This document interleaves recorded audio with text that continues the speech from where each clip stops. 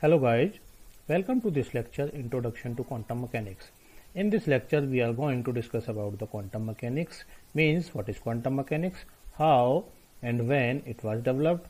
Before we move ahead, just have a look on the famous quote given by Niels Bohr. If you are not confused by quantum mechanics, you have not really understood it.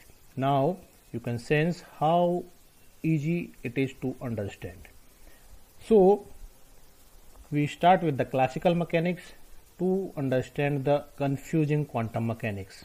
As we all know, classical mechanics is the oldest branch of the physics and is also known as the Newtonian mechanics, as the entire study builds on the work of Isaac Newton. In classical mechanics, we study the motion of everyday objects and the forces which affects them. It accurately describes the behavior of most normal objects like moving particles, colliding particles, revolution of Earth around Sun, etc. It is valid for the macroscopic particles having normal speed. It fails if the speed of the particles is very large, means it is comparable to the speed of light, or the size of the particles is very less if it is in the atomic dimensions.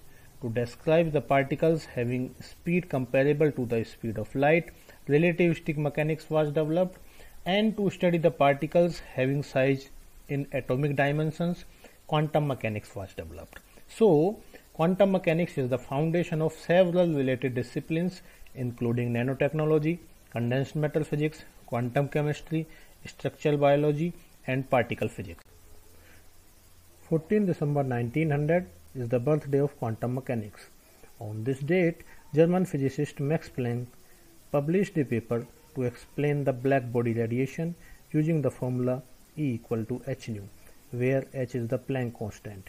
He explained that the heat radiation absorbed and emitted only in discrete packets, while according to classical mechanics, heat radiation absorbed or emitted continuously, and this minute energy packet of radiation was called photon. Using this concept, in 1905, Sir Albert Einstein explained the photoelectric effect. In 1913, Niels Bohr gave Bohr atomic model by introducing quantum conditions on the angular momentum.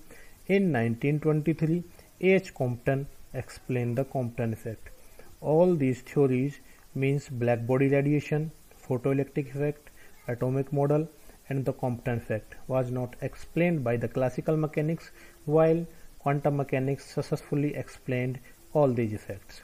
In 1927, Davison-Germer proved that the particle has wave nature. The theories developed up to 1927 is called Old Quantum Theory. Parallelly, in 1925, Heisenberg developed matrix mechanics. In 1927, Schrödinger developed wave mechanics. Combinedly, this is called modern quantum theory. Means Heisenberg and Schrödinger was the founders of modern quantum theory. Furthermore, P.M. Dirac, Max Born, and W. Pauli has taken this modern quantum theory to the next level. Okay guys, thank you. In the next lecture, we will discuss the de Broglie hypothesis and the Heisenberg uncertainty principle.